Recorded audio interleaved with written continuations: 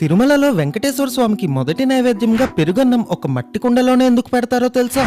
తిరుమల చుట్టుపక్కల ప్రాంతానికి రాజు అయిన తొండమాన్ చక్రవర్తి రోజు స్వామివారికి బంగారు పుష్పములతో పూజించేవాడు. ఒకసారి స్వామివారి దగ్గర మట్టి పాత్రలు మట్టి పువ్వులు ఉండడం చూసి దాని వెనక ఉన్న కథ ఏంటి అని కనుక్కుంటాడు. అలిపిరి దగ్గరలో ఉండే భీమన్న అనే ఒక కుమ్మరివాడు రోజు మట్టి పువ్వులను స్వామివారికి అవసరమైన మట్టి పాత్రలను తయారు చేసేవాడు. అవి తానే స్వయంగా రోజు కొండ మీదకి తీసుకెళ్లి ఇద్దామనుకునేవాడు. కానీ మరుసటి రోజుకి అవసరమైన పాత్రలు చేయాలి కాబట్టి వేరే వాళ్ళ చేత పంపించేవాడు. అయితే ఒకసారి స్వయంగా వెంకటేశ్వర స్వామి భీమన్న వాకిట్లో ప్రత్యక్షమై నాకెంతో ఆకలేస్తుంది, ఏమైనా తినడానికి పెట్టు అని అడుగుతాడు. స్వామివారిని చూసిన పరవశంలో భీమన్న తను మట్టి కుండలో తింటున్న పెరుగన్నంని స్వామివారికి సమర్పిస్తాడు. ఆ పెరుగన్నంని ఎంతో ఇష్టంగా వెంకటేశ్వర స్వామి స్వీకరిస్తారు. ఇంకా అప్పటి నుంచి ప్రతిరోజు ప్రాతకాలం వెంకటేశ్వర స్వామికి నైవేద్యంగా పెరుగన్నం ఒక మట్టి కుండలో పెడుతున్నారు. ఇంతకీ వెంకటేశ్వర స్వామి చేతులు ఇలా ఎందుకుంటాయో తెలిస్తే కామెంట్ చేయండి. తెలియకపోతే గోవిందా గోవిందా అని కామెంట్ చేయండి.